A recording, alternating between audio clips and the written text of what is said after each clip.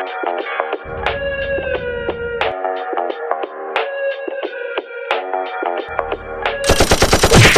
dissing, we don't see the competition. I drop off a ransom note that your art is missing, nigga. Pay us in full with the money, or she gon' get her fingers clipped off like Lil Sonny,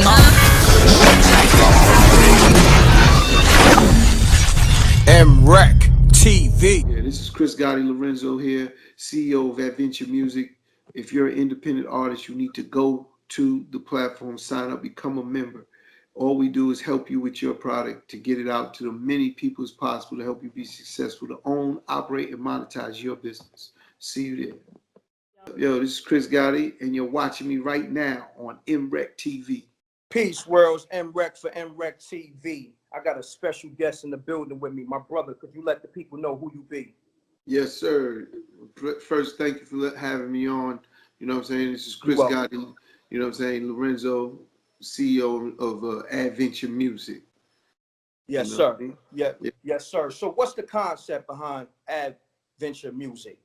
Well, you come up with an idea and you want to execute. So the concept for it is to be the back office basically for all artists, for all independent artists, so they could be able to actually just do what they do, which is create music.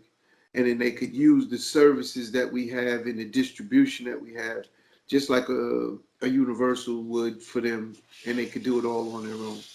Yes, sir. So about how many years you been getting this thing going now? Man, people don't realize the length of time. That's a great question. If I told you, I thought that the idea of Adventure Music, when I first created it, it wasn't called Adventures. It was called Who Cares Music Group. And that's back in 2007. Okay. So I didn't go live with Adventures from after I came up with the concept, the idea, developed it. But in 2007, the reality was the world wasn't ready yet for independence. Everyone was still very much into deals with labels. So as the time went on, I started, there's a guy, Datwan Thompson. I know him. That's my good brother right there. He runs Vibe Magazine. Fact. He meets up with me and talks about this idea that I have with Adventures.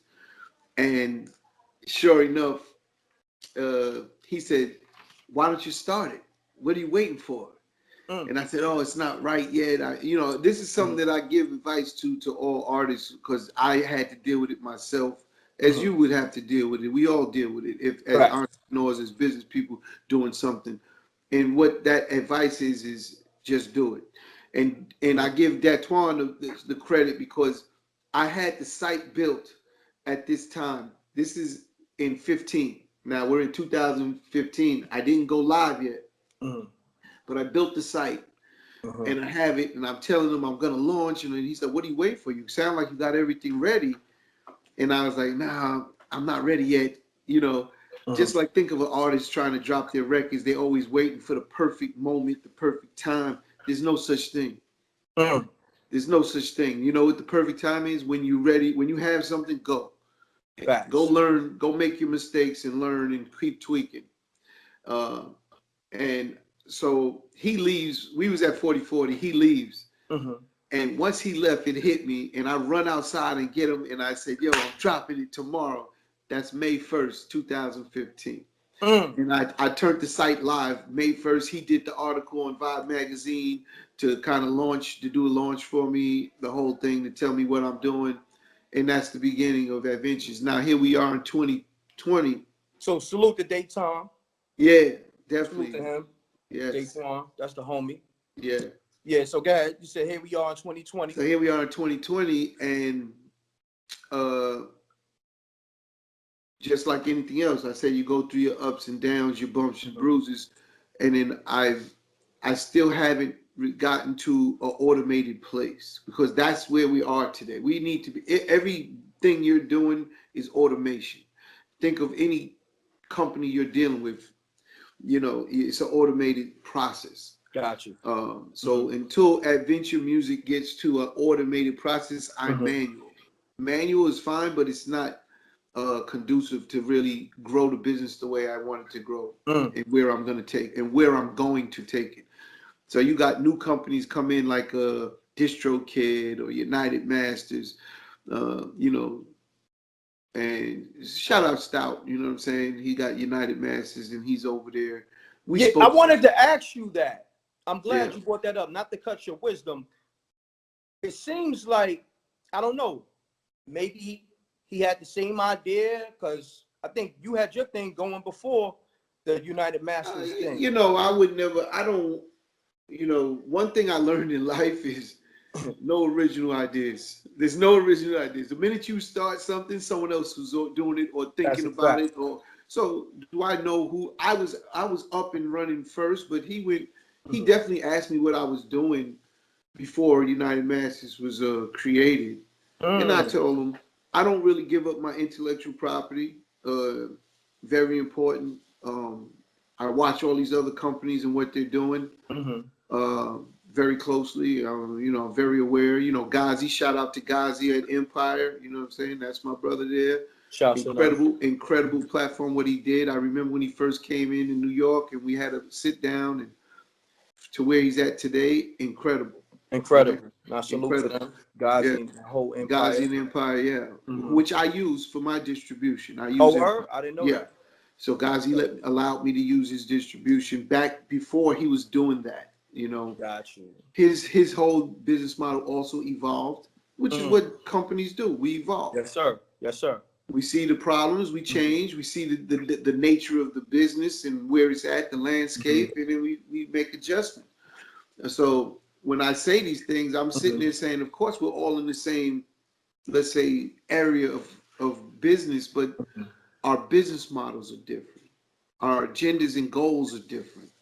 And that changes the dynamic of the companies. So I always tell Dex, you know, shout out Dex Diamond. I always tell Dex. Oh, that's my brother. Shouts to Dex Diamond. Yeah, I always tell Dex, I say, these independent artists, there's nowhere else to go.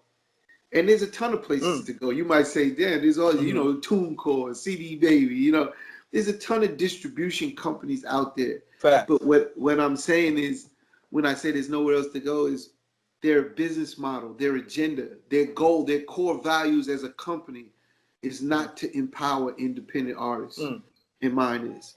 So I was mean, going to ask you that. You just that answered my question. difference is everything. Like that difference right there is everything. You know, I could sit and make an argument and say Universal's core values is not the same as any artist they have signed to their label. Imagine that. That's like going against each other. It's like a tug of war. And it's just the truth, right? They want to attain certain things and generate certain revenues that may not be as conducive to the artist as, you know, the artist might like. Agreed. And so then that becomes the problems with a label and an artist always going back and forth at each other. You know, I'm from Murder Inc. We never had that issue. You know, if you could go through the history, you don't hear none of the artists ever complain about contracts and money, because we took care of our artists.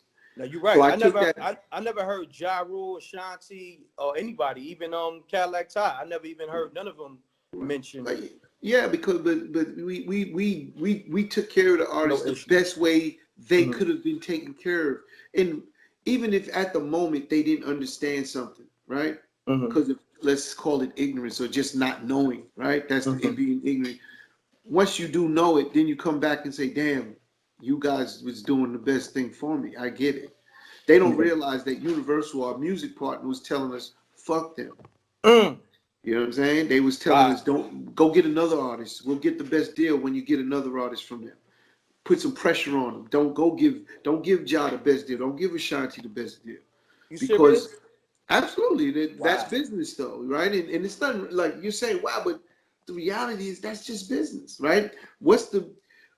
You have a company right here, MRecktv. You have an agenda. You have a value. You know, you're going to do what's best for M.Reck. So what's best for M.Reck may not be best for Chris Gotti right now to be here, right? So it's two different agendas.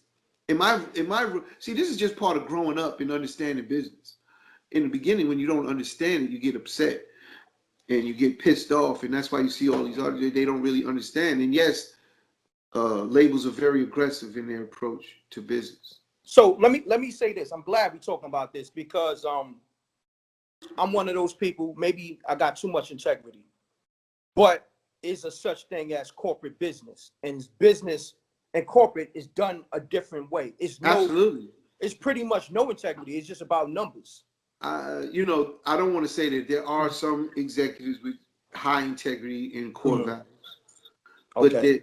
But with that said, you know, if we're dealing with stockholders, right?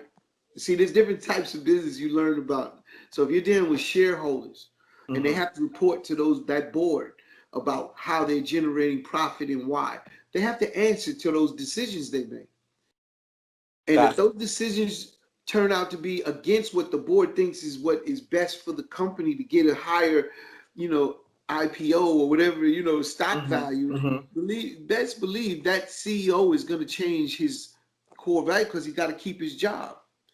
And in corporate America, self-preservation is the highest level. Meaning they'll sell you out in my opinion, they'll sell you out in a second. They'll sell you out in a second, just so you know, just to sell you out, just to get their best deal, to keep their job, right? Got you. And that's why you see or say what you say about the core values of all of these artists. I mean, of these executives, and it's very hard or difficult to get away from. Then if you go lower in the food chain, down to A&Rs and reps that work, oh, you best believe they're getting marching orders. And artists just don't understand, and they blame those guys. And I'm like, but they're doing their job. Like, you go to McDonald's, you got to do your job, right? It's no different. You can't make the burger the way you want to make it. You got to make it the way they're telling you to make it. Okay. It's simple as that. I get it, but let's do this scenario. And let's take it back to Murder Inc. Yeah. When Irv Gotti, your brother, got there, well, I say y'all. Yeah. Let's get this clear. What was your position at Murder Inc.? Was you president? I was the underboss. So he was the CEO. You was president? He was the boss. Okay. I'm being funny, but we had business cards. And if you was part of our company, Irv was the boss, I was the underboss. We took mafia titles, lieutenant, campo, you know, depending on what you did. So at the end of the day, I was vice president. Got you. He's the president. He was the president. I was vice president. Now, you bring me back to when Irv Gotti got to Def Jam. He was the A&R, and at that time, he signed, of course, Ja Rule, DMX, and Jay-Z, right? Correct me if I'm wrong. Absolutely. And that right there, I guess, helped Def Jam. Not help save it. It's a difference. Save it. Leo Cohen at the time was, you know, Universal, which is Def Jam, was signed under Universal. So Universal was a Polygram was owning Def Jam at the time. I remember that. Polygram Records. It wasn't Universal yet. Universal looked at the balance sheet and was coming in and buying everything. Okay, and Polygram was going to get swallowed up by Universal, and Leor, Russell Simmons, they was about to lose Def Jam. Damn.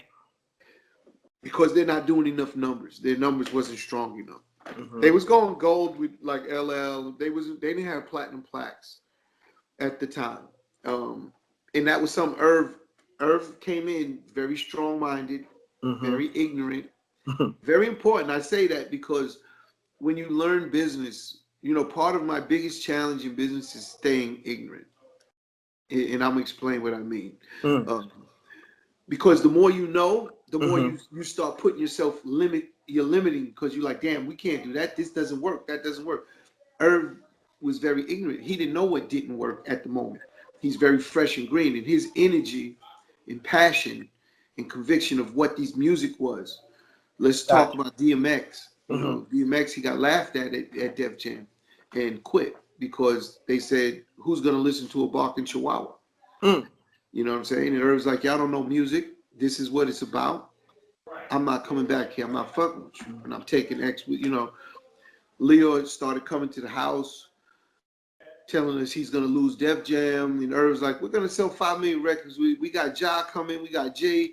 Like, what are you talking about? And Leo's just looking at Irv like, if like it was crazy. Yeah, because he knows better.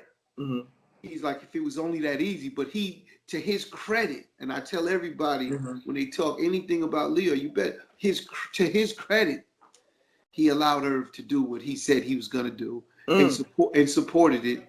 And then when it worked, it made the whole change of not losing Def Jam, but now acquiring it and getting a big check, a 9-figure check for him, Russell, and the rest of the guys, Julie Greenwald, Kevin Lyles. Got you. And they got paid and got to retain the control of Def Jam and ownership of Def Jam. So you know, I can easily make an argument in saying if it wasn't for Irv, that never happens, right? And I could easily make an argument and say any artist that came after that was directly affected because of our success. See, when you understand business, you start understanding these things, right? You understand the reason Nelly, Ludacris, is because Murder Inc. was so hot. We got to dominate the way music was broken, which is through radio back then. Facts. So because Irv, we called Irv a radio whore.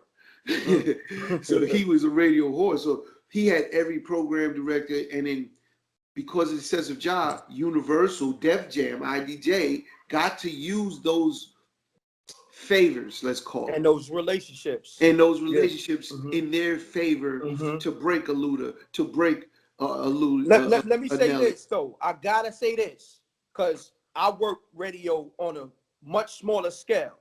Sure. That ain't easy. Oh so no. Salute to you and Irv, because you know hindsight is 20/20, so it's easy to talk about it after the fact. That ain't easy. But when we're ignorant, right? We didn't know the business at the moment. We're just doing what we feel in our hearts, and then I'm just taking care of business, making sure we get our money.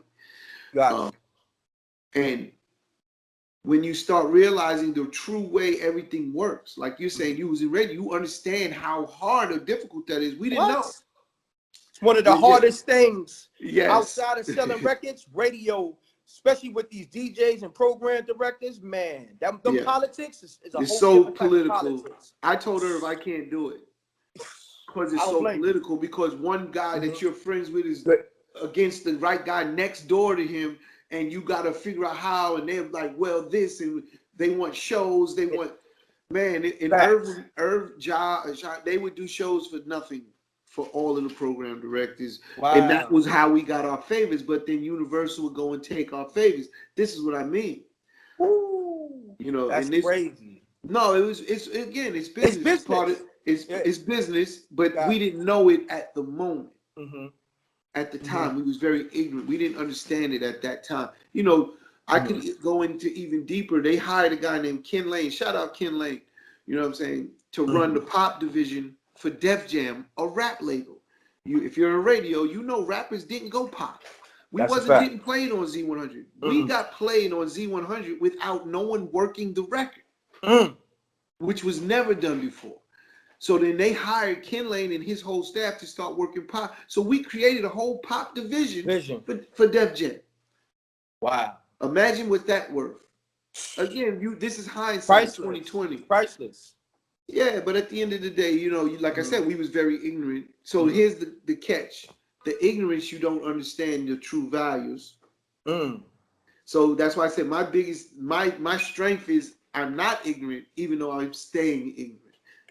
Staying ignorant means to me is staying outside the box. If you look at my shirt, let me see if you get it. You see that little box? That's outside the box. Oh, so I like that. I like that. You know, that's the few people that stay out. The big. That's a gym though, right there. That's a gym. Yeah, that's a fact. Everyone's in that box. The majority of the world is in that box. Only a few go outside. Yeah, I'm outside and that's that really, box. If you want to, when you go outside the box, I like always talking about a Kanye, right? Shout out Kanye, Yeezy. Salute, you know what I'm saying? He was going on those rants. You don't see him ranting no more, right? You don't see those kind of outbreaks. Why? Because he got what he was looking for, right? Which was he couldn't understand how they're not fucking with him, and he's this most creative. He creates these incredible things, and how are these guys that control it not helping him with that vision? And now they are, and that's why you don't see the rants anymore. He'll go on different types of rants now. It's not about business, but he stayed outside that box, right? He was different. That's ill. You cracked the code, because I told people years ago, I said Kanye is doing these rants for a reason. It seems like every time he do these rants, he get what he wants. You know what I'm saying? So it's strategic in a sense. When, you know, Sway's my dude. When he shouted out, when he was on Sway, he said, Sway, you ain't got the answers. He's talking about dealing with those billionaires that control it, that Sway may never had the opportunity to do. And he's like, you don't have the answer, Sway, because he's like, you don't understand the fight that I'm fighting. You understand? And they put you in that box, and they want to play safe. Remember, corporate America plays safe. They're printing money. They print it. They don't need to take the risk. But the risk is the money, like what Yeezy just did. That's what happens when the risk works. You know, multi-billionaire in a short amount of time.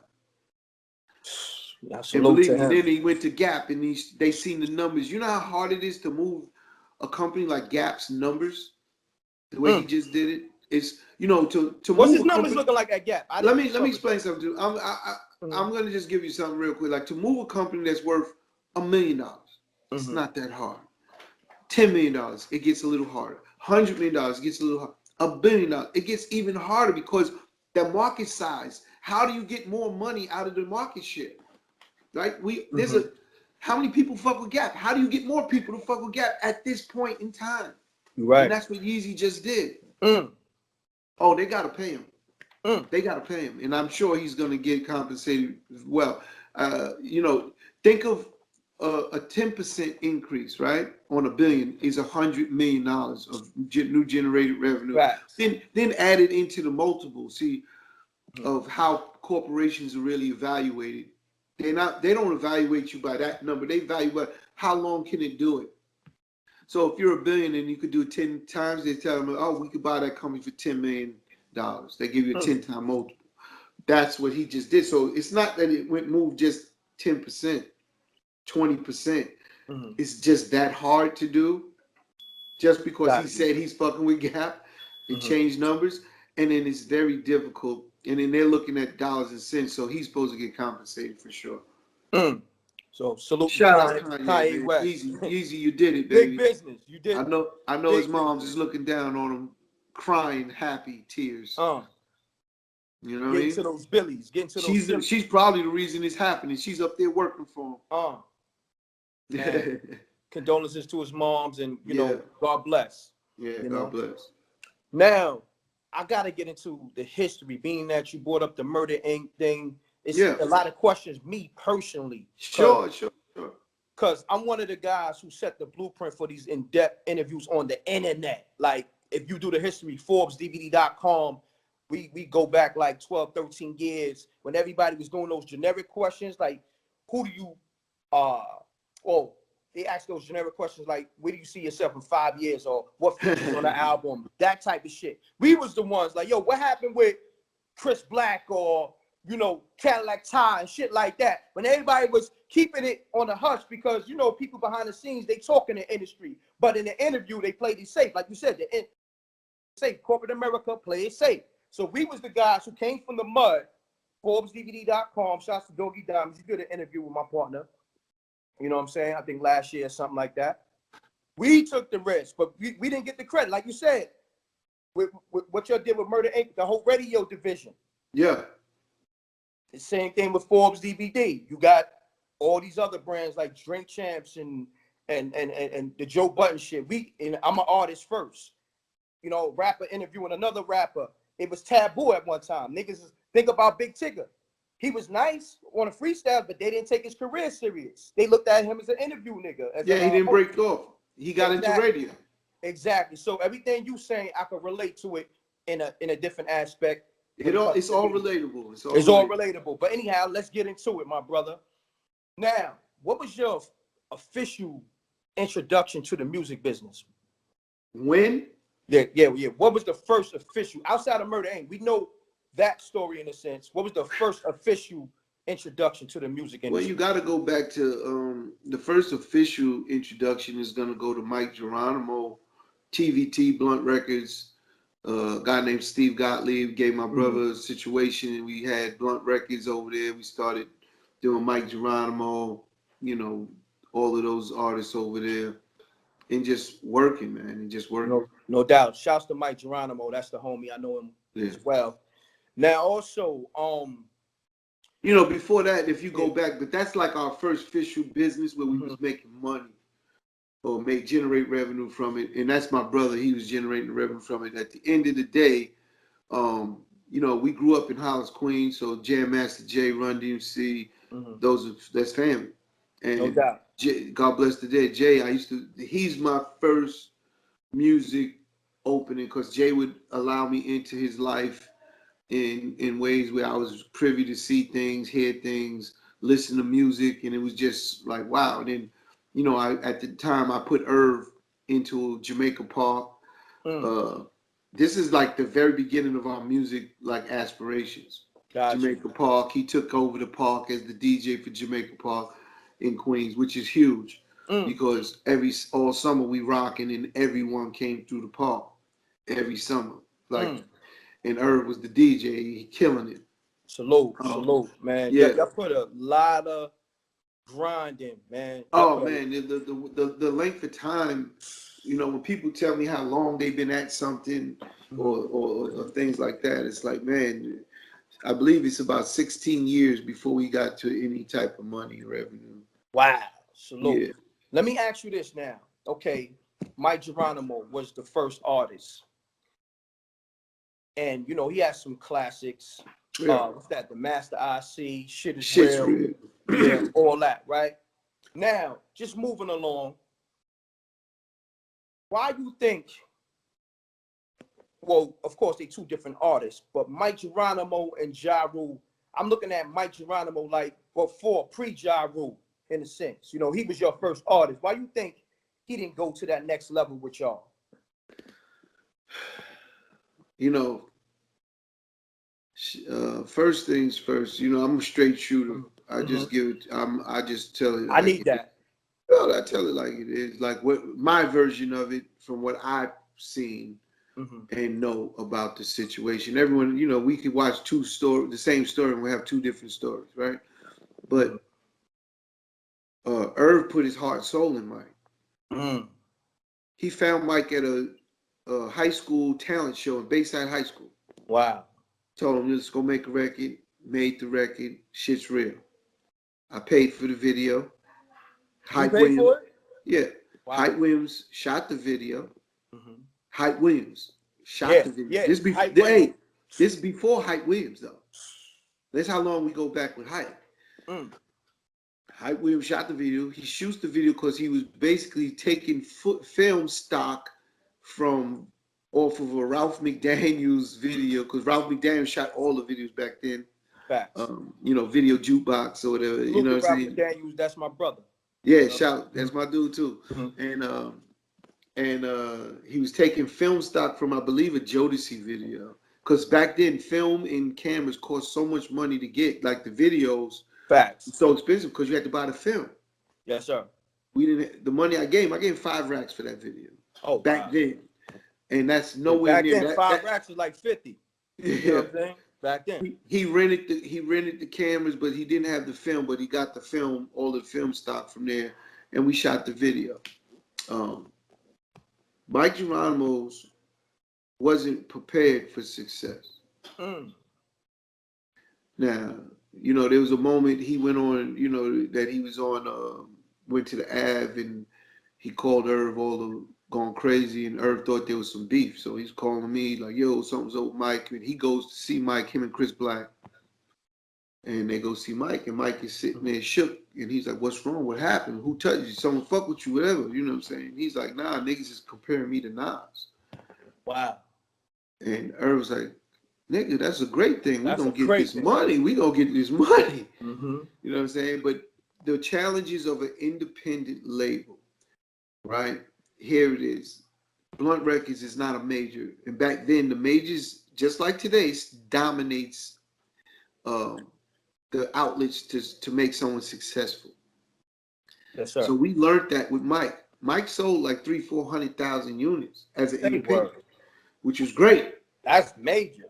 which is great. We was fucking with Puff, Biggie, all of that shit. You know, shout, you know, all we was Bad Boy. They helped us with stuff, but again, we're independent.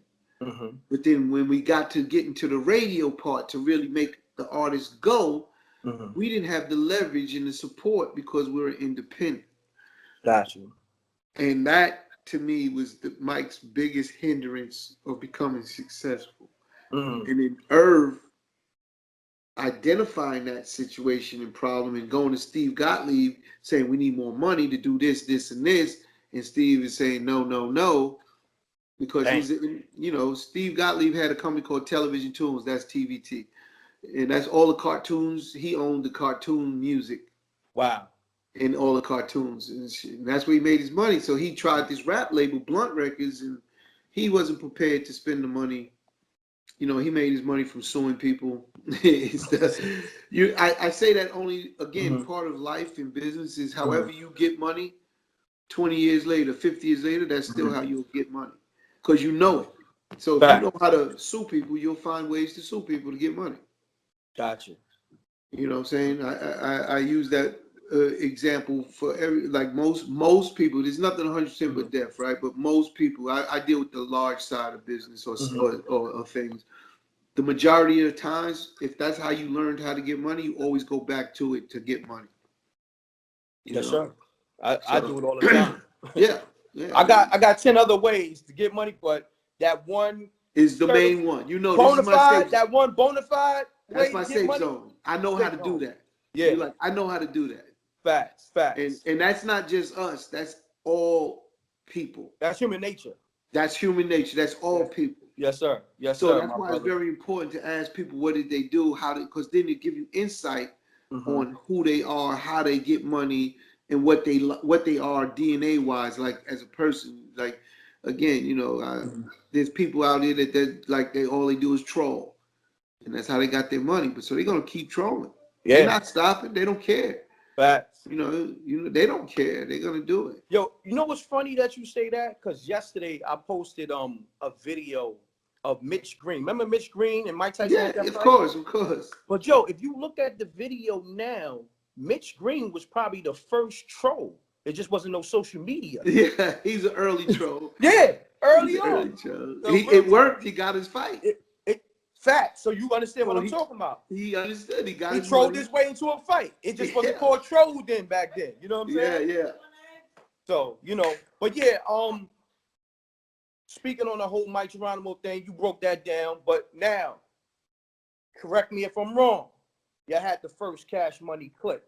Yes. Okay, now, that was back in the 90s. Did y'all ever trademark that?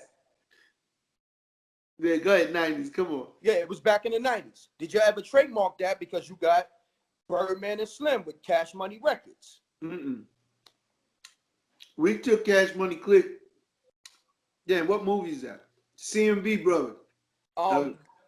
So we got Nino Brown. What's Nino Brown? New Jack City. New Jack City. So that's what we took. That's where the name came from. New Jack City. Got you. They was the Cash Money brothers. Right. And we Cash Money clip. So nah, there's no trademark. This hip hop, man. Yeah, of course. But let me ask you this though: when you seen Cash Money, you know, emerge on the scene, and they running with the whole Cash Money thing, y'all, nothing resonated with y'all to be like, damn, we should have kept that. Not at all. You thought you thinking, but there was no, you know. Shout out Birdman. You know what I'm saying, Slim. You know what I'm saying? Wayne, that's my dude. Those are my dudes. We was fucking with them since, man, years. Back in New Orleans. Before they really got big. So never, you thought of it. We made, I know I definitely had made jokes like, yeah, we had Cash Money click, y'all Cash Money, you know, millionaires, whatever. It's all good. It's hip hop, man. It's no doubt. No doubt. That's ill that you say y'all had jokes about it because I was going to ask you that. Yeah, we said we had it, but they took it somewhere different. So how could I even? That's not what that was the way they branded it. That wasn't your vision for it. That wasn't us at all. So I was, you know, it'd be different if there's some type of infringement or something we did and it looks just now. Yeah, the lettering was similar, right? But it don't. We didn't think nothing about it. They put more bling in their shit, but we didn't look at it no way. Got you. Now, I got to ask you this. these are my personal questions, man. Yeah, yeah. Did you foresee, well, did you and Irv foresee Ja Rule being this mega superstar? Truth be told, Truth be told. when Cash Money Click came out, and I hear those records, because Irv was in the studio, I'm getting money, and I'm feeding her money for music. You know what I'm saying? To help him out, whatever. But now he's popping with his Mike G, Cash Money. He's good. So I wasn't sitting there next to him in the studio making records. He would come back and play me everything. Got you. When I hear those records, the first thing I tell him, who's that? Right away, he said, yeah. He lit up. He lit up. But they grew. Chris Black, 01. And Irv, we didn't know Rule. They all from the Hollis. They all from Hollis. But we didn't know Rule. And we didn't know 01. We knew Chris Black. Chris Black wasn't no real rapper, but he had personality. You know, if I had to compare him to someone, I always say Jim Jones ain't really a rapper, but he got so much personality. That's what make it work. Yeah. You know what I'm saying? So Chris Black had personality. He's hustling dude. You know what I'm saying? Street nigga. You know what I'm saying? And he had personality with a voice, and he had a tone. Gotcha. But let me say this though, Jim Jones did get nice after a while. Oh, no question. Nice. So I got to put that out there. Yeah. Listen, I'm not knocking Jim. No. Yeah, no. I'm talking about he did put out some dope projects, so we got to put that out there. Hey, no question. But that's what happens with anybody. Yeah, when they groom their talent. I knew Jim before he was rapping. So when he started rapping, I was like, word. It bugged me out. Street dude, you know what I'm saying? Running around with all the bloods, whatever. I'm not thinking like that. Then I see him rapping. I'm like, right, but it was style. It was personality. He had that. He had a sound. He had a voice. He delivered those words. See, people don't know when you're dealing with music, that shit gotta hit you. It's a vibe, but it gotta hit people. Yeah, facts. And Jim has that. Yeah, he has that. He got that's what made Jim. So at the end of the day, when cool, but the little dude, I'm like, man, listen to that voice, like, yo.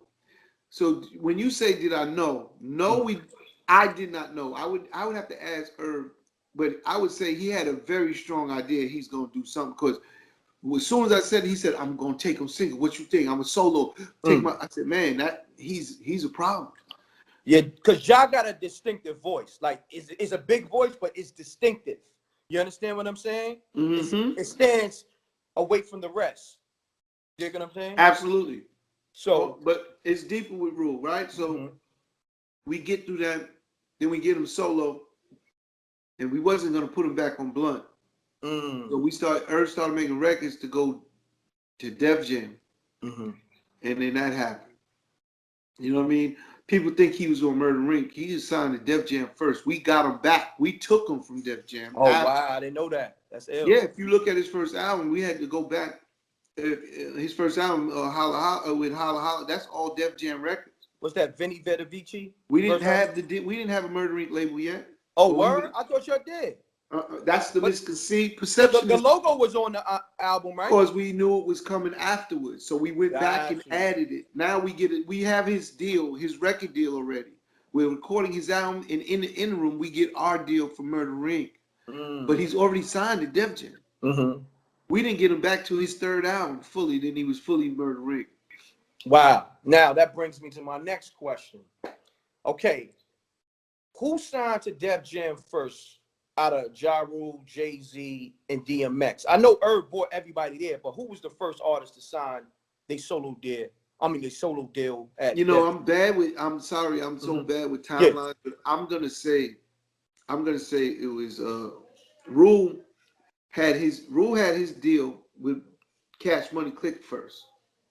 Gotcha. So I always tell people because X and Rule had their little, and that's family. They both, it's family. Rough Riders is family, like. So when their beef was going on, perception, whatever, and X started buying into the trolling that went on. But I told X one time, I said, X, how you mad? You was on his records. So he's first. So if anyone's comparing voices or sound alike. Rule was first, my nigga. No, you're right.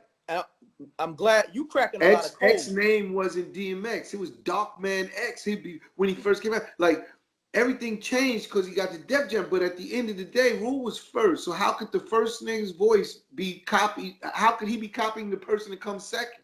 And the Ja only Rule thing, put DMX on his record.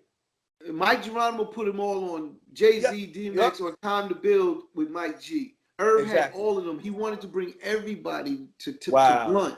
If Blunt put up the money, Def Jam may not exist. Because Irv was bringing everyone to Blunt. Jay, everybody, but they didn't have the money, so he couldn't bring them. Then he brought them to Def Jam. Got you. Now, this is a billion-dollar question. Now, Irv at Def Jam, he got the power to sign artists. The Murder Inc. rap group. This is a two-part question. You already know where I'm going with it, but let me get it out. I just feel like, okay, Irv bring everybody to Def Jam, like you said, and like the world knows. That album should have happened just off the fact that, hold on, my man got me this deal. I was a struggling artist. I gotta do this album with Ja, whoever it is, whether it's Jay-Z or DMX, that should be in their mind. Like, yo, that gotta get done off the strength of what Irv did for me in my career. What's your take on that situation? Outside, we know it was egos, but I need your take on it. At the end of the day, we was in our careers. So generating revenue, money, millions. Fact. All three is generating millions of dollars. So that's why we thought it was going to be easier. But it's also why it's going to be harder. Oh, yes, sir. And we, that cover, that XXL cover with the three of them, that's when they got agreements that they're going to do it. That's why that cover was there. So we was talking about it on the photo shoot of the cover and everything. And the idea was a third, every dollar. Whatever it costs to make, spend it, and then Rough Riders gets the third, Rockefeller gets the third, Murder Inc. gets the third. Recoup whatever spent. Sounds fair to me. And just divide it up 3 ways. Irv wanted to go to like Trinidad or Jamaica to record the album, go out there for like a month and record the album. Had all the music ready. And we would have took in other producers, of course, you know what I'm saying? Swiss would have came, you know what I mean? I forget the Rockefellers, Yeezy would have came, you know what I'm saying? And we went out there and made maybe Just Blaze. Yeah, Just Blaze. That's what I was looking for. Thank you. Just Blaze would have came. We would have had a monster album with those 3 artists. Irv had the concepts of the songs. He had the whole thing mapped out in his head, how he wanted to structure the songs, what types of songs. There'll be some solo records. Of course, each one should get a solo. That maybe it'll be just a duet. It doesn't need to be all 3 on every song, if you want to. Got you. So he had the whole thing kind of figured out. Irv is a monster with that kind of shit. And then it got Irv down is to a genius, man, musical genius. So salute to Irv. Yes, both of y'all. No doubt. He's definitely one of one. That dude is different. And is that your younger brother? That's your my younger brother. I raised him. Gotcha. I raised him. Gotcha.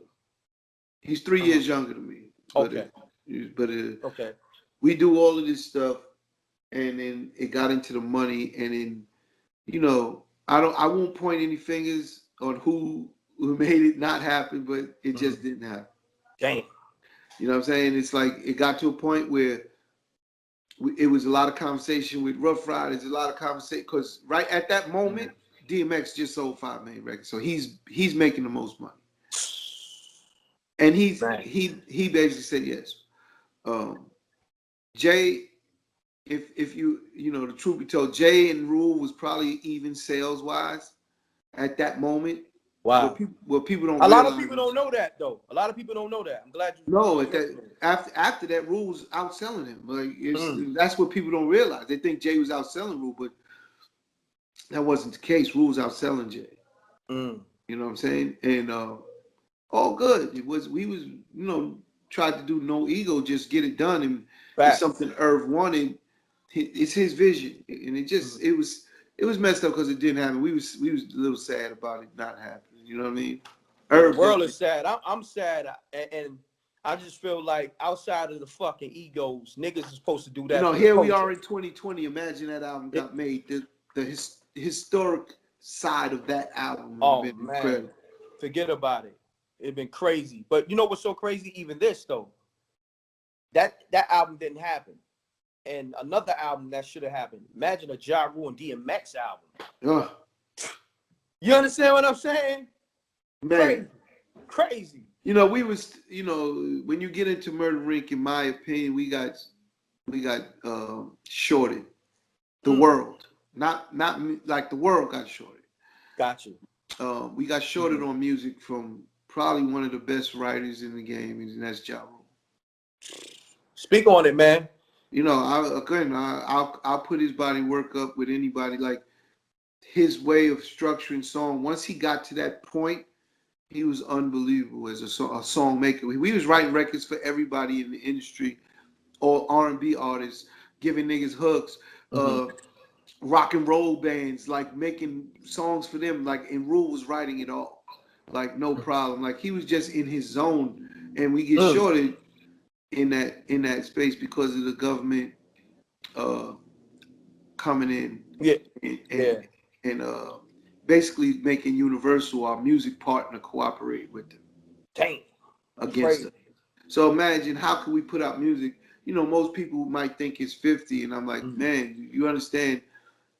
Like the amount of work we was doing, we was doing over $200 million in revenue. How could this guy stop it? He can't, and he's on Universal. So for Universal, hindsight is 2020. All they did was stop us and give it to him, so they keep making the revenue. Right. But they stopped, and Leo stopped, and that was a shock. Dang. And that was someone that Irv went through the trenches with, and Irv, that's one of the relationships that Irv got hurt the most by, because he couldn't believe that Leo stopped helping him. Wow. And didn't tell him. At least tell us, like, listen, I can't do nothing. They got an agenda to stop you guys, and that's it. Dang. So, you know, all of this is all in the moment, you don't realize it. Yeah, definitely. That's the problem. So when we put out music and we're seeing no reaction or something's not happening, like, what's going on? Like, you see the resistance, you feel the resistance. Yeah, things change. The same people that were supporting is not supporting no more, and it's not. We're listening to the music and we're like, this shit should go. Well, let me ask you this: was that same effect going on with some of the artists that you have relationships with, or was it just absolutely? Oh wow, absolutely, man. You kidding me? We had to play. We had COVID-19, and we had COVID-19 before COVID-19. They didn't want us to be around nobody. They had you on quarantine. Yeah, we didn't know. They told us we were quarantined. We didn't know we were supposed to be quarantined. Yeah, what year that happened when the feds came in and snatched the computers and all that? What year was that? 2002. Well, sorry, yeah, it's the end of the year. It's 3. Let's call it 3. Okay. All right. 02, the end of 02 going into 03, basically. Yeah. Wow. And then for 3, so end of 02 and then it ended in 05. So you're talking about a 3-year time frame. Basically, 3 years, the government just took our lives from us. Dang. Stopped all revenue, made the Universal cooperate with them, stopped paying us, and anything affiliated with all accounts. Everything. People don't realize how much we went through because we don't talk about it. Again, I don't wish that on my worst enemy. You know what I'm saying? I'd rather them be good and we'll deal with each other whichever way we deal with each other. So it's like when you get down to it, it's just crazy because they took everything. 15 years later, I'm still dealing with shit. Dang. And then it was more about perception. So it was about the perception of the corporate America to, once we went, to do business with these guys again. Dang. And it's the absolute reason Irv quit. People think we got forced out. No, we had a deal with Universal when we quit. Yeah, because I remember that. But they wasn't working the records, and Irv said we can't win. They're not supporting us. So, and he said, now let me ask you this. At one time, didn't y'all change the name like to the Inc. instead of Mercury? Yeah, that was so you know, we dealing with Leo, and at the time we're under investigation at the time. We're not charged yet. We're just under investigation. And Leor, we was generating so much money, and we meant so much to the Universal system. Vivendi, who owned Universal at the time, was like, "What's going on with these guys? What's you know?" And Leor and Russell came to us and say, "Let's bury the word murder. Let's do a funeral service across the country, and put in and have a coffin, a whole procession, you know, that follows the coffin, and inside the coffin is the word murder." Wow. He said, "Let's put it to bed. Let's kill it finally, and just call the company the Ing." It's probably the worst decision we ever made. But we did, thinking it's the right thing to help keep business moving. We're still Murder Inc., but we'll just lose murder and just call it the Inc. And you know, it was one of those decisions that to this day, I know Irv hates it, and I hate it just as much. Like, but we did it to appease those guys, and then to find out they cooperated against us after we appeased them with everything. We try to keep them happy with everything, and then you know they don't work with us no more. Like it was just bad. They left. How could they leave the guy that generated billions of dollars for dead? Like, but that's the point I was making from the beginning. Yeah. Well, that's again, about, everyone's integrity levels is different. That's again, the point I was making. Marching orders. Remember, I said they get marching orders. So, do I believe it's them? I don't really technically, because we're still very good with Leo, Kevin, and all those guys. Russell, you know what I'm saying? Yeah.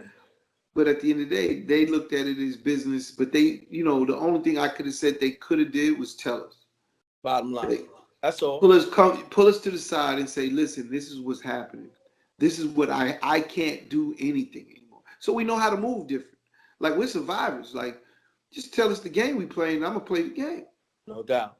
But if we think we're playing a certain game and we're spending all this money and it's nothing, no result, like, come on, you're not. Communication is the key to success. It's the key to everything. You know what I'm saying? So at the end of the day, that was one of the things that if I said something, that would be a big deal, because, you know, they could have just said, "Hey, pull it," you know, hard conversations is the worst thing. People don't know how to have a real hard conversation. But when you do those things, those conversations, you find out the best way is just to go and do it. No doubt. Just go say it. Let's get it over with. Let's talk. Here it is. Being that you saying that, man, it's a couple of things I gotta address. You know, we gotta get to the shit, Chris. You know, I'm gonna keep it all the way in stack with you. Yeah. Because my demographics, they'll be mad at me. Yeah, that's like, all yo, good. how you got Chris Gotti up there and you ain't asked him this, that, and the third? Go ahead. Come on. Let's go. Now, that happened in 02 to 05. It's just fucked up the whole infrastructure of Murder Inc. Yeah. The business aspect, y'all putting out records. You know, there's so many moving parts. Like, you're just scratching the surface. If it would take for almost the day to get to tell you all the moving parts that was going on in addition to these things. No doubt. No doubt. You know what I'm saying? Because there was more moving parts. Like, you know, we was definitely trying to do a distribution deal with Jay Prince and Suge Knight. Now, you brought up Jay Prince right before it got spooky on the Wi-Fi. You brought up the Jay Prince, Suge Knight, and that whole distribution aspect. Go into that, my brother. Well, you know, we was friends with Jay at that time, and you know, that's part of the family, and Suge Knight family, you know what I'm saying? So that's the West Coast, the Midwest, and then we was the East Coast, and that's how we looked like we could structure the deal and cover pretty much most of this country, you know what I mean? And then do distribution and we was talking unions for artists, and so they could get their health coverage and benefits and things of that nature, like things that is missing from. This is all part of why I do adventure music, because it's really all connected of what the artist really needs. You know, we get successful artists. You got Drake, biggest artist in the game, but how many artists are not Drake? It's way more that are not Drake than that there are like Drake. So it's like, yes, sir. That's the ones we want to help. You know, the large side of numbers. If you remember, I said that earlier. I deal with the bigger side of the numbers, not the few at the top, or you know, they cool, but they good, they safe. But how do you help the ones that need the help? And that was what the distribution was about. And you know, once we started that, we all we all three of us started, rap a lot, Death Row and Murder Inc. all started getting activity with the government. And we didn't Jay think Prince just said that too on Drink we didn't Champs. think it was coincidental. I won't go into more than that because I don't like to beat a dead horse. It's over with now. Yeah, definitely. At the end of the day, we didn't think it was coincidental. We thought it was very strategic of what they was doing and why. And that was all part of when we got under investigation. They started freezing things up, and it just was crazy. And we got hit probably the hardest because I'll say we had this association. We have this association with Kenneth Supreme with Grip. You know what I'm saying? But again, the association is as of a friend. It's not of a drug dealer or partner or anything like that. It's like, man, this is a dude. This is a man that did nothing but help murdering. Gotcha. You know what I'm saying? They wanted Supreme so bad, they try to implicate y'all. Yeah, they definitely told us. The feds came to my resident to tell me. They used to come all the time, just ring my bell early in the morning, 8 o'clock in the morning, and come and talk to me about Supreme or tell me things and do I want to tell them anything? And I'm like, there's nothing to tell you, but they definitely said how if we don't cooperate with them, we'll be right next to him. Wow. Yeah. And then they was like, he's gone. He's the fish that got away. He's not getting away. Meaning, they're talking about the 80s, back when the Supreme team was prevalent and doing what they do, which is when I didn't know him. I'm from Hollis, he's from Southside. I had beef my whole adolescent years with Southside dudes. So I knew of him, I didn't know him.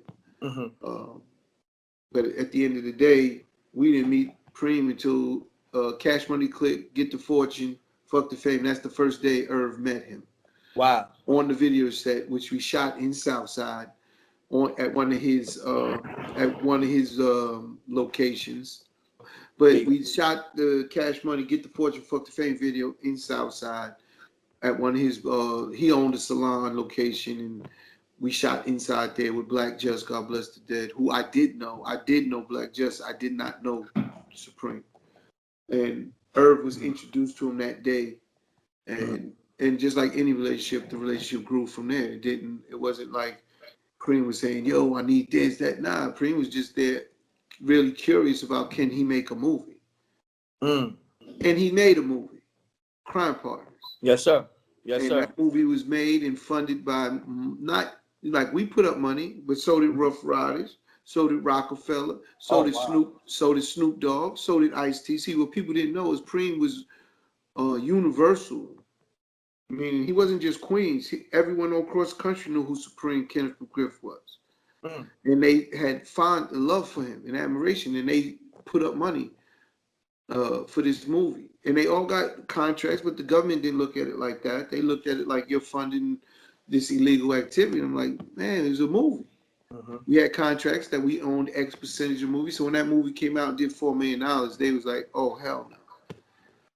Because now that would have made him completely legitimate. Yeah, exactly. They didn't want that. They didn't want that. Nah. So now I gotta ask you this. I'm glad you brought it up. Let's get it out the way. You got, of course, the rumors that Preem was leaning on y'all on some extortion shit. Well, I just said my whole adolescent years, I fought niggas from Southside. We got into shootouts. This is my growing up. You know what I'm saying? I'm from Hollis. Fights, brawls, lives lost. And I'll say this to be very clear. I don't believe there's anyone that could ever extort me. I'm a man of principle and values, and I only do what I want. And I did that since I was young till present day. So there's nothing that could be extorted from me or my brother for that capacity. And that's, if you want to talk about that, I had more pressure from Jay Prince than, I had more pressure from Suge Knight than Supreme. Shit. In the beginning, when we first got to meet them. Oh, word? Talk about that. See, Preem what people don't realize, Preem was not a predator. So if you understand that word predator and what that really represents in the street, he was never a predator. Predators are the guys that lean on people, extort people, things of that nature. They're going to take advantage. Preem was a peacemaker. He was a businessman. He got the money. You know what I'm saying? Anyone getting money doesn't want the violence, because violence stops the money. Yeah. They want to fix the. They want want to to slow your money up.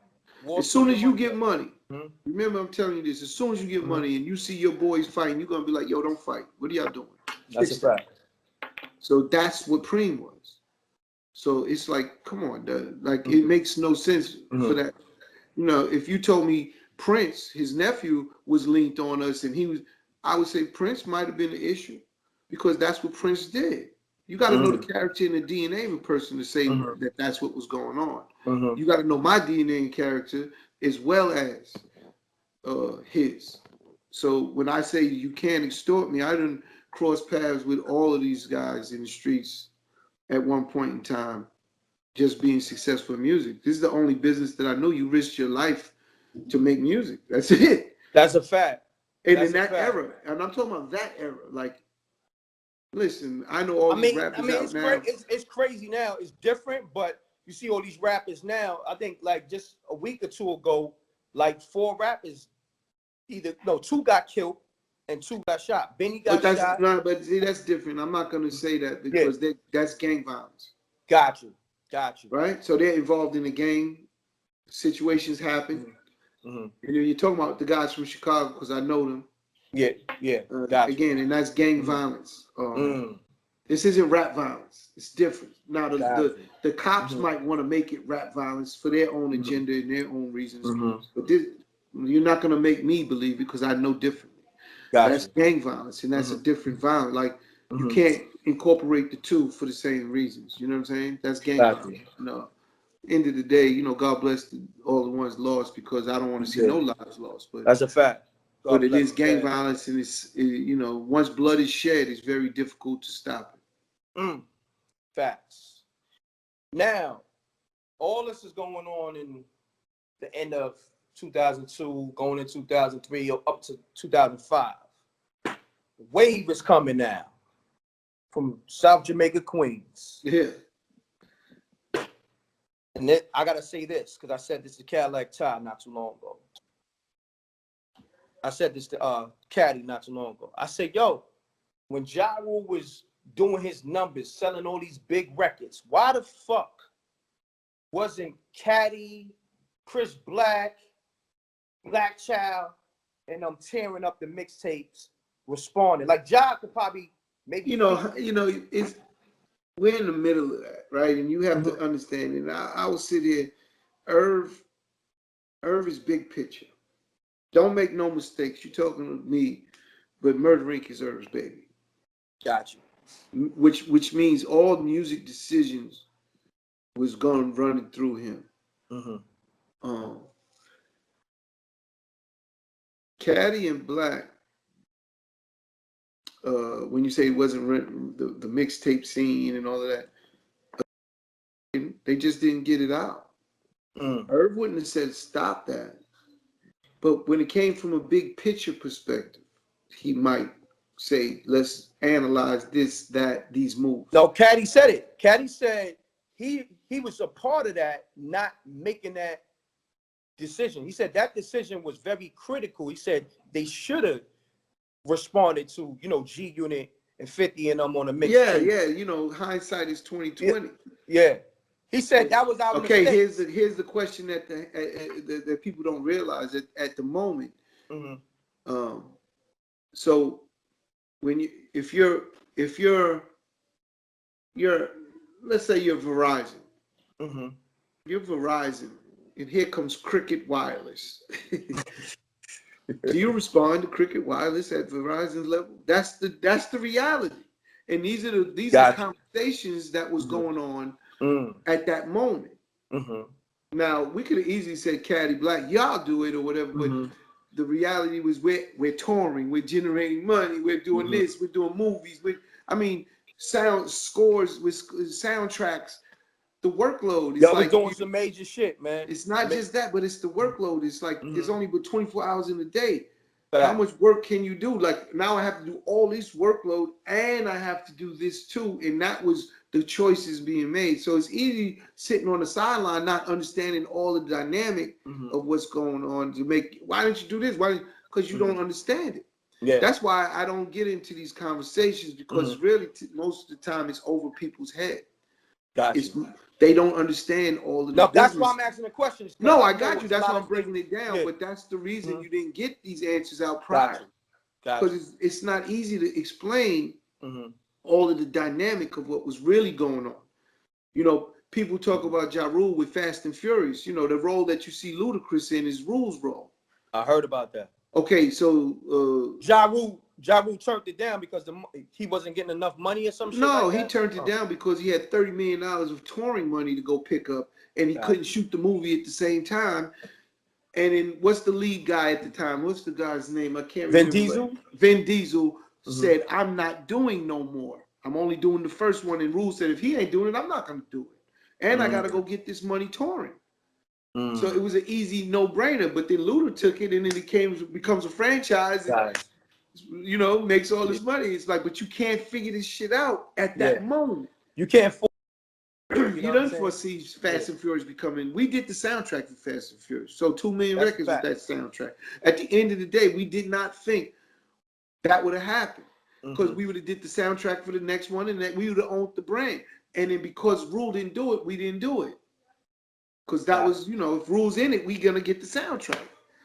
It's just, you know, strong arm shit. Now it's so much history, and I'm glad you brought that up because that was one of my questions too. Now, on that soundtrack, I believe the Can I Get a What record was on that, right? No, not on that soundtrack. The one with Jay-Z, Can I Get It, is on Rush Hour. Oh, Rush Hour. Yeah, I got that. Yeah, let's talk about that record right there. The Rush Hour soundtrack. That was Ja Rule record, right? Yeah. That was a Rule record that, again, it was made for Ja Rule. The hook was already on it. There was no vocals for no verses.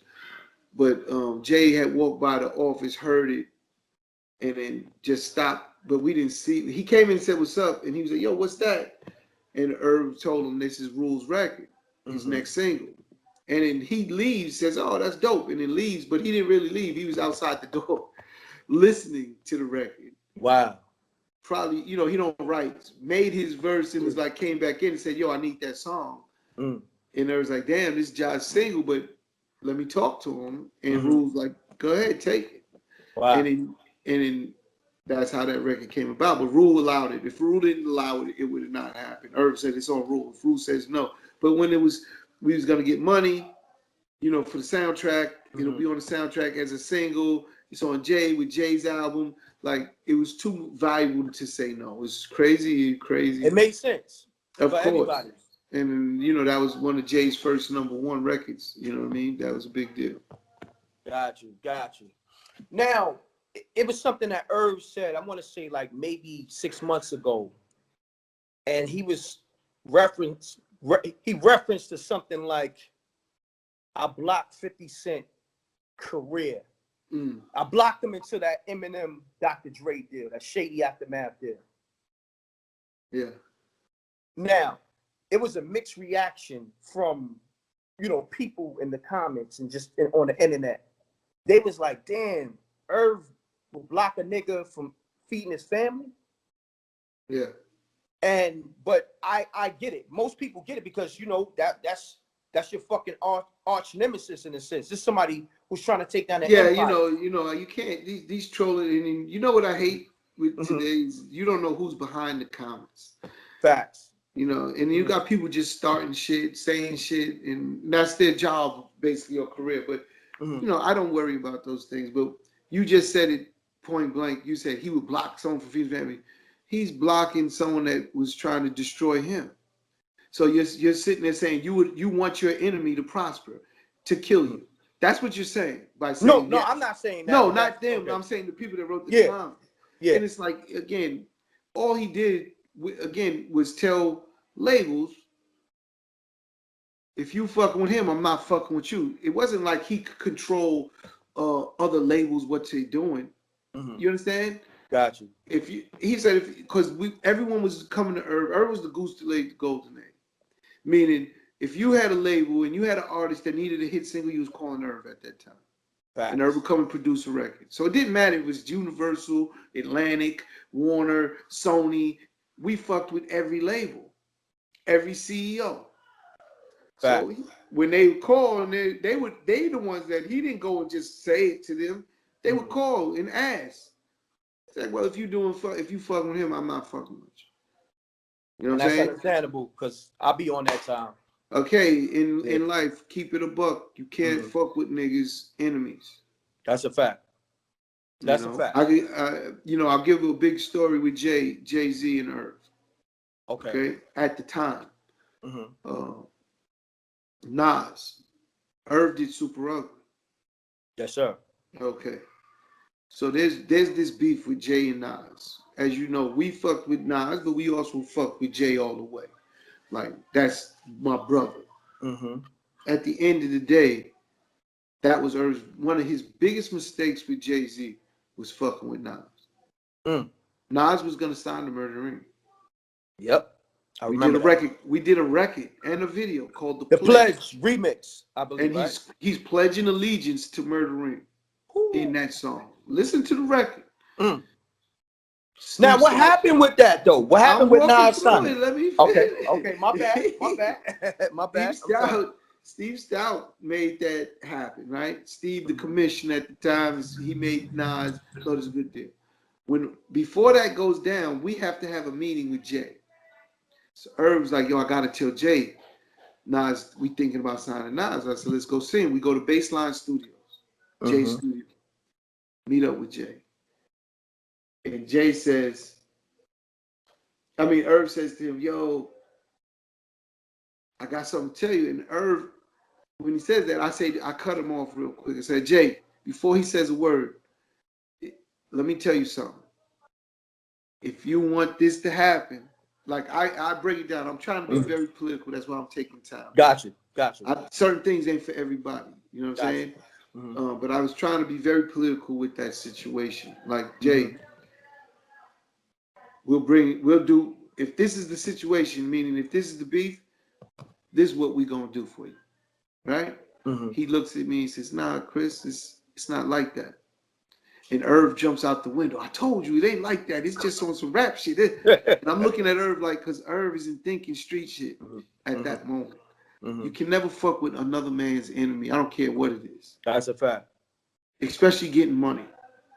Right? I'm gonna show you something, because this shit has got this situation got very deep with Jay and Irv. Okay. And Jay says to him, because Irv was like, yo, it'll be good business, Murder Inc. Yo, and Jay just looking at him and says, yeah, it'll be good business. So we leave there, and he's like, go ahead, do it. He gave him short answers. He gave him short answers, like, yeah, it'll be good business. But your man never wants to tell you what to do. He wants to see what you're gonna do. Got you. Right? That's how you know who's who. Right. And Irv goes and does the deal, or starts the whole motion. Jay sees that, and right after that, not too long after that deal fell apart, what does Jay do? He does the song with 50 Cent with Reebok and his sneakers, remember? Wow. And he comes to Irv and says, yo, it was good business, yo. Wow.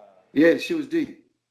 So you saying like Jay-Z did some petty shit? Or no, that's not petty. That's letting Irv get a taste of his own medicine. Ooh. Like, to me, that's not petty. Irv was dead wrong, and he admits it to this moment. If you say, I see Irv admit that he was wrong for that situation. He was wrong. You never could do that. As much as we fuck with Nas, Esco, my Queen's brother, Jungle, his brother. You know what I'm saying? Yeah. But we fuck with Jay. You have to keep that position. You know, when you you don't want each other. You don't want to get in the middle of that. But let me ask you, it's ill because, like you said, Irv did Super Ugly.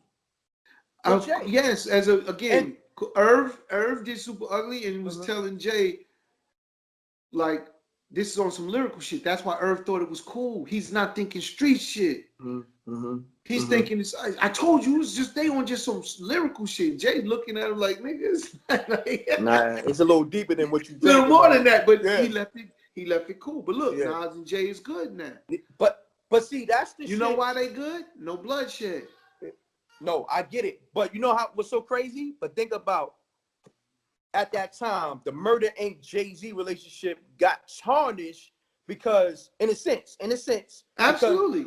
because Irv wanted to make the move with Nas, signing them to Because Murder Inc. Irv is a visionary, and he's about iconic shit, right? So that Exactly. move with Nas coming to Murder Inc. is an iconic shit. Like, think I of agree. Nas's albums after that, produced by Irv Gotti on Murder Inc. That's iconic shit, yo. I Like, just said that. and that's what he was driven by, and he let that drive him past what was more important with his relationship. Again, Jay and him listen to me, Jay and Irv is all the way. They good. You know what I mean? But at the end of the day, at that moment, that was like, damn, man, I know Jay had to feel away. Wow, you know, because he trusted Irv with everything. Everything. You niggas say whatever they want. Jay used to sit in my office waiting to talk to Irv. Jay and Irv was like this. So for that move to be made by your man, that had to hurt Jay. Had to. And I understand it. You know what I'm saying? And like me personally, I always stood with Jay on the right side of things. You know, when he got that I got him out the club. I was a Kit Kat club. I got him out the club, got rid of the knife, the whole thing. You know what I'm saying? That's my man. Like, he called me up, yo, where you at? He want to thank me. I said, Jay, it's nothing. You good. Stay safe, nigga. Get out of here. You know what I'm saying? You just bombshell just now. And you just try to just sweep it under the rug real quick. I like how you did that. It's stuff, again, it's light. It's just life. It's like, you know what I'm saying? It's all good. That's my brother. Jay's my brother. You know what I'm saying? At the end of the day, Jay's my brother. Like, he knows it. And I told him, one day I had a conversation with him about Irv, and I said, Irv's my brother. Irv will die for you, Jay. He's your brother. Even though he made a mistake, understand that. I had to tell Tata that. You know what I'm saying? Because they was tight with Irv. You know, they was upset with Irv. They was like, Chris, I fuck with you, but fuck Irv. I'm like, nah, you can't say that. Can't say that. Yeah, because that's still your biological brother. That's my brother. Like, then you ain't fucking with me, so you can't say that. And then, but think about this. Let me just interject real quick. A nigga or Jay and Tata feel like that, but then they get cool with Nas. No, because you know why? See, man, listen to me. I seen niggas that killed each other's families get cool. Like, if you understand, like, it's life. Life is short. And what did they do that was so detrimental that couldn't get fixed? Yeah, I mean, you know, besides the baby moms thing, you know what I'm saying? Baby moms might have got smashed, you know? I didn't hear you. Baby moms might have got smashed, you know? Man, what, was she a virgin? Nah, not at all. Okay, so how many other niggas smash baby moms? You understand? Yeah, that goes on. You feel me? You understand what I'm saying? Yeah, Like I'm a grown man. It's like, put it in perspective. The only time it gets difficult to fix or resolve something is bloodshed. That's a fact. Right? Now, and even in that situation, even in those type of situations, I've seen real gangsters settle differences. Facts. I'm glad you bring that up, because that just happened with the verses with Jeezy and Gucci Man. Yeah, I didn't see it. I heard about it. I heard. What's your thoughts on that? Knowing the history of the bloodshed that got.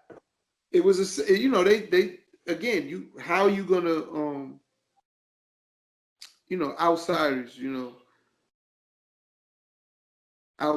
like, I'll give you again, how is two men that have the beat that happened with them, how is someone outside of that saying a fucking word?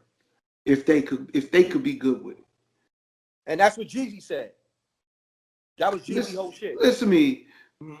I'm not up on everything with them, but I know that Gucci smashed his people that came at him, right? He smashed. That's a fact. He did it. Yeah. He said it. He spoke about it. At the end of the day, and then, you know, how could anyone say something to him about that? Like, his life was on the line. It was him or mine. What, you supposed to let him lay down for a nigga? What's wrong with people? I don't get it. Nah, he won his case. He won. So he won. He did what he did. He did what he's supposed to do. But guess what? Jeezy? You gotta eat that, homie. Yeah. Yeah. Like right is right, wrong is wrong. They took a chance on something. It didn't work. It backfired. And God bless the dead. Believe me, I don't wish nothing on nobody that's not here. God bless the dead. The Pookie And Loc. I don't know who it is. I'm just saying. I don't know him, but that's but listen to me. How the families could be upset, but even them, they have to understand that he was doing something against somebody, and it could have went the other way. Maybe Gucci would have been gone. You're right. You're right. Like that's all. It's like it could have went either way. It's sad because us as black men in our culture and our people, we have to understand that that's what we're doing, and we gotta get better at shit, yo. Definitely. We gotta get better, and in this, you could fix anything, man. Now that's all right. You saying that you could fix anything. Now it was conversations about Ja Rule and 50 doing the verses. Okay, I have no issues with nobody. I'll put that right here again. I never did. Like I did what I did for my man. You understand? Got you. I did what I did for my man. And that hold on. Now we're 20 years later. Okay. It's not my beef. You know, there was a point in time I played ball with the nigga 50. I didn't know he was even on the court. This is before he really got going. And because I knew it was him, because of my man, you know, I knocked him down a couple times on the court. The gym got real quiet. DJ Clue was there. Wow. Bernard was there, and it got real quiet. But at the end of the day, I was like, there's no beef. Play ball. Let's go. That's when he was with Bangham Smurf. You know what I'm saying? At the end of the day, everything got quiet. It was like, that's how I grew up. If that was what we do, we get it in. We got to it. And then I said, man, it's just rap. Let's play ball. That's it. But I don't have no issues. I don't know. How could I have a beef with someone I don't know? You understand? I mean, so for me, when you say that, that's not on me. Yeah. That's not on her. That's on them. So you saying that's on them. That's between those two men. Hold on. When you say those two, is that 50 Cent and Herb or 50 Cent and Supreme? No, come on. How you throwing them in there? It's a 50 Cent rule. Oh, 50 Cent and Rule. Because all of this came because we supported our brother, Rule. Got you. That's it. Got you. So you saying that a versus probably can happen between Ja Rule and 50? I'm not saying nothing. Don't put. Because I see Ja Rule with it. I seen Ja Rule. He said he with it. Again, that's between them two men. Got you. I have no clue what the real vibe is. It's not a conversation when I speak to Rule. It's nothing. It's not a topic. It means nothing to me if they're cool or not. You understand? That's so small in my life. It means nothing. So at the end of the day, you know, I wish everybody good luck and God bless. That's it. Rule's still my. That's the bottom line, right? But I don't. When you sit and ask me, I'm like, I have nothing to do with none of that no more. It's over. I did my part. Yes, sir. I did my part and I did it well. But one last question on that: would you like to see Ja Rule versus 50 Cent versus? I know it would probably break the record. Yeah, I think so. I think whatever the biggest versus is, that would be the biggest one. Yeah, because Jeezy and Gucci did 1.8 million. Yeah, they'll do more than that, and it's real. It's like it's real. But at the end of the day, that's on them, man. No doubt. That's it. It's something else I gotta ask you, but it might be touchy. But it's like I said, this is something within the camp. It was a situation that Prodigy mentioned about Caddy allegedly trying to set Irv and Jai up. Yeah, we went through that with Caddy, man. You know, one of the things that, I'm talking about it, but I like to, let sleeping dogs lie, man. Got you. But at the end of the day, Prodigy's not here anymore. We addressed Prodigy. We got at Prodigy about it. Oh wow, I didn't know that. Yeah, you can't just talk without being accountable for your actions. But we went and hollered at him. You know what I'm saying? And what he said? He said what he stood by his word. So we hollered. Wow. Caddy apologized, but Caddy, again, I think it's misconstrued. Okay. It's misconstrued on the way the perception of it is. But yes, he did say stuff he shouldn't have said to the wrong people. Got you. You know what I'm saying? At the end of the Mhm. day, you don't do that. You know better. He apologized, yo. I heard you, man. Like me and Caddy, we good.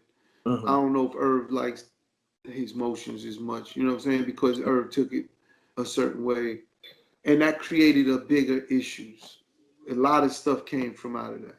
A lot of different things that you know got brought into that for no reason. But I don't even like to stir. Like, what are we Yeah, yeah, talking? yeah. It's like it's so meaningless at this point. I know you want to hear it. I gave you the answers, but the reality is, I don't even really entertain those things no more. Well, Like, we'll leave that we in alone. 2020. Yeah, What year was that? yeah. You know what I'm That was saying? You talk about '03.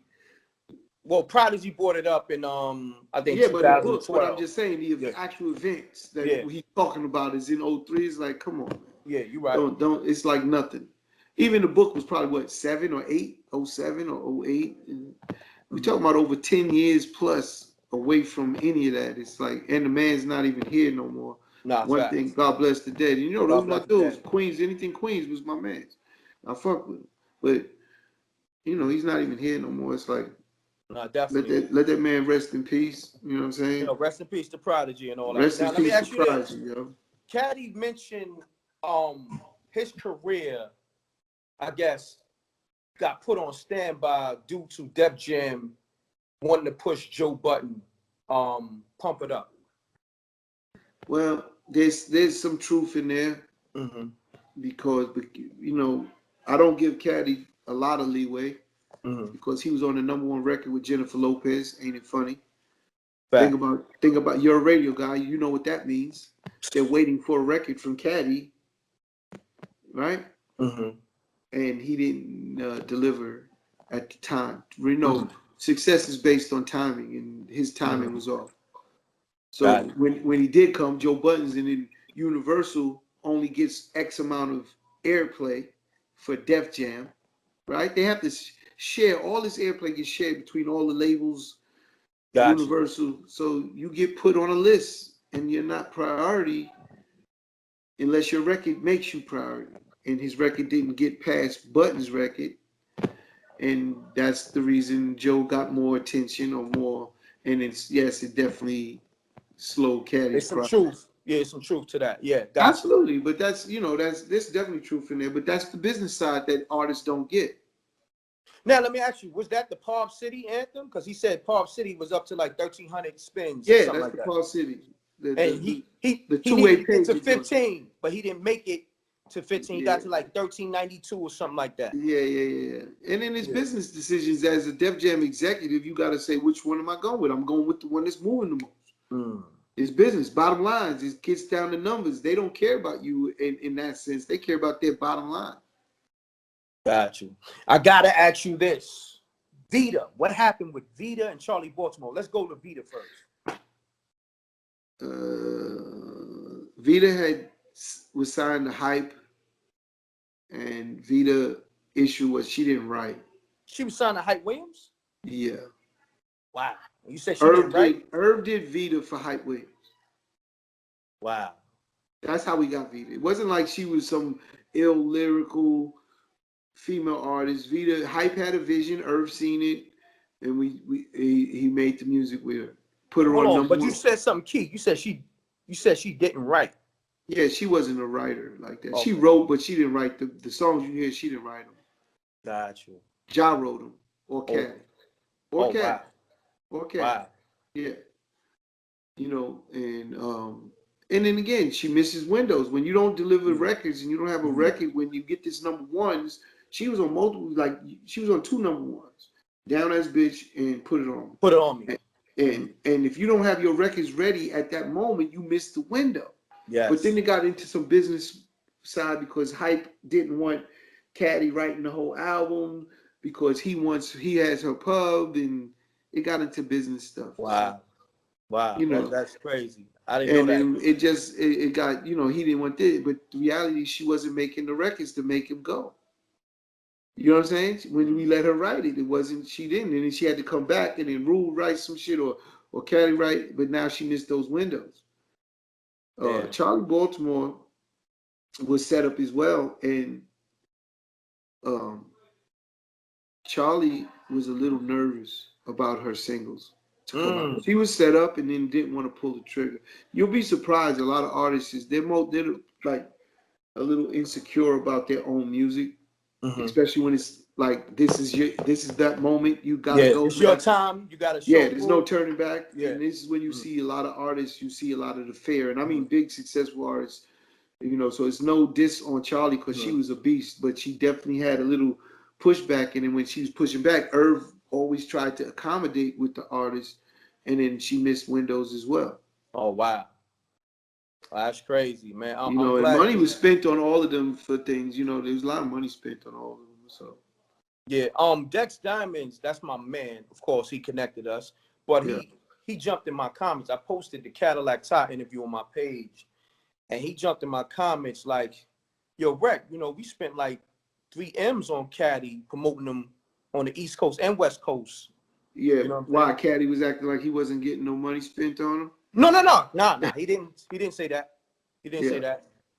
You know, Dex just put that out there. You know what I'm saying? Caddy definitely saluted the whole Murder Inc. He said, yo, y'all was behind him 100%. Yeah. You know what I'm saying? If he said anything other than that, that would really like be bad for his own character. Like it was a family. Anyone part of that Murder Inc. family will tell you it was a family. I don't care. And you had to wait for your time. And Irv was giving everyone their moments, but you know the only one I could sit and really arguably say he didn't give that moment to as well as anyone else was Black Child. And he gave Black a bunch of stuff, but he didn't never get on a #1 record. He wasn't set up in that capacity like all of them were. And you know, if something goes, he told everyone, if one of y'all move, I'm going with y'all first. So it wasn't about this one. He was a team player. He was a team player. Yeah, Black Child's a loyal soldier. Shout out to Black Child. You know what I'm saying? Shout He's still with us. He's still with Irv all the way. You know what I'm saying? Irv still does a lot of stuff with Black Child, everything. So make sure. Let's do this.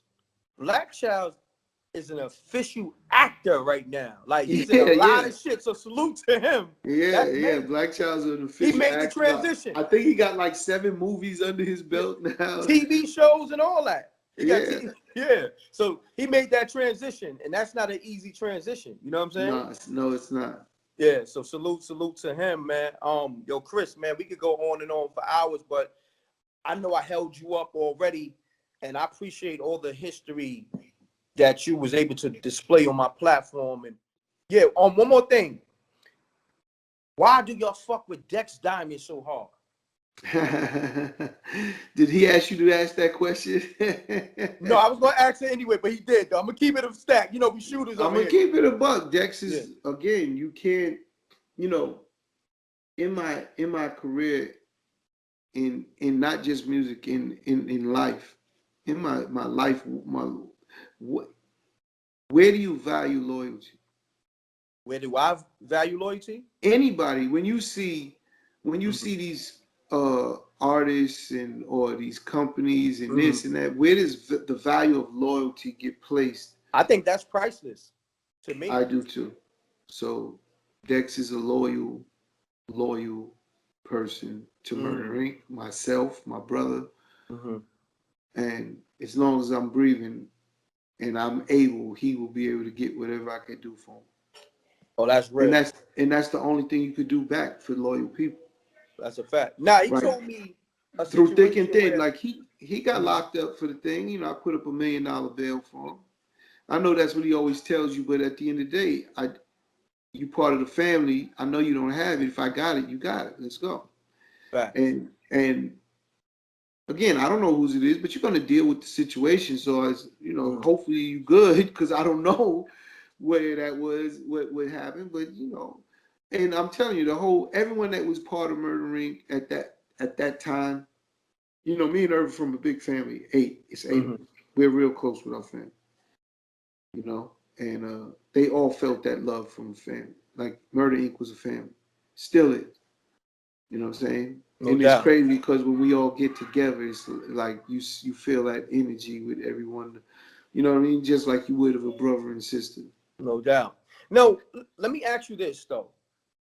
Being that y'all went through all the shit y'all went through, a lot of shit dudes wouldn't even survive, like the feds and all that. I feel like Murder Inc. don't get the accolades or get they just due because y'all beat the fucking feds. Like, Yeah. this shit is unheard of. Yeah.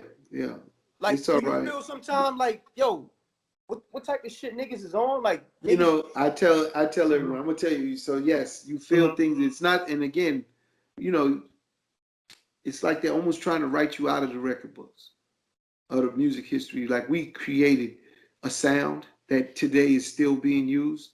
You know what I'm saying? Like with the biggest artists, Drake on, everyone is using that Murder Inc. formula. You know what I'm saying? At the end of the day, and no one talks about it because it was what we got persecuted for in the music world. Oh, he's singing, he's doing it. He just created a new sound for the world. That's all he did. That's why I said we got cheated. Because again, Rule quit as well. Just like Irv, I said Irv quit. Rule said, I'm not doing this shit no more. And you know what I'm saying? And do you blame him? Do you blame him? Because I feel like I can't blame him, but you can't blame him. Because that should be beating you down. Unless you walk through his wall, unless you was in his shoes, you can't blame him. That man, again, I give Rule so much credit because he dealt with the blunt of this industry. You know, if it was today with technology, with Instagram and Facebook, and I don't know if any of us would have made it. It would have been so overwhelming. Yeah, the hate. You know, you say that, but what you didn't realize is he got just as much hate. 50. So just like we was getting G Unit, he was getting this murder on his end. And we didn't realize that. You know what I'm saying? So, but at the end of the day, with technology, I don't know if we could, like, it would have been so overwhelming. It would have been very hard. I know that for sure. And no one walked through Rule's shoes because he's front line. Everywhere he went, he's Murder Inc. And I mean, we never seen a swing like that. You never seen. Let me say this for being around Rule personally, and I've done interviews with him and years ago. You know, matter of fact, I met you before in the Murder Inc. studio, and you asked me and my partner Doggy Diamonds before DVD.com. Like, how much money you're making? You went straight to the business. You was a straight shooter. You like, yo, are y'all making any money? Some to that effect. And we was like, yeah, you know, we doing okay. You know what I'm saying? We ain't getting M's like y'all. We ain't getting M's like y'all, but we doing all right. So, but anyhow, Ja Rule, to me, I think at that time he might have sold 30 million records or something like that. And I'm like, damn, this is probably like the most humblest rapper I met. And it fucked me up. Because I know niggas that probably didn't even sell 500,000, and these niggas be trying to style on you. Yeah. And he's another one that's one of one. Yeah, he is. From an artist standpoint. Incredible artist too. Incredible artist. Incredible. Still, I'm gonna tell you that. I'm telling you, still, like it's just he's been cheated in that. He's one of my favorites too. One of my favorites. I appreciate that because most people don't admit it. Yeah. But at the end of the day, you know, the world was cheated from his artistry and his genius, his musical genius. Like he's a different type of artist, yo. He's just different. Definitely. And I've been in with everybody. I've been in studios with all types of artists and watched them work. He's definitely one of one. He's just different.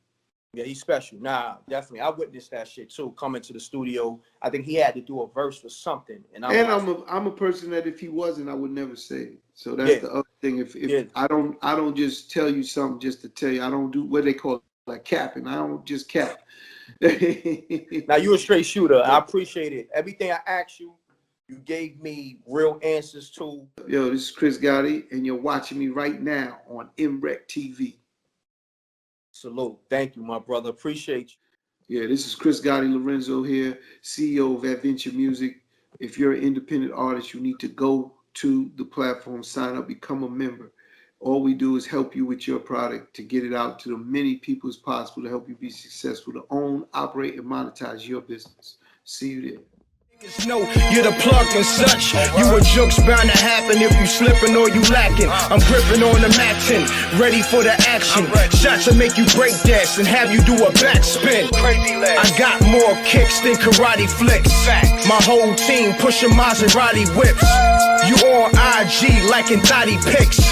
Shorty pocket broke, but her body fixed. Peace, world. To promote your music or promote your business by placing an ad on MRecktv, contact MRecktv promo, MRecktv promo @gmail.com.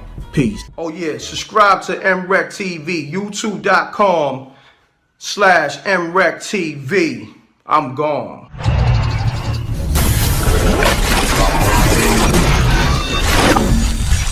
MRecktv. It's got a music.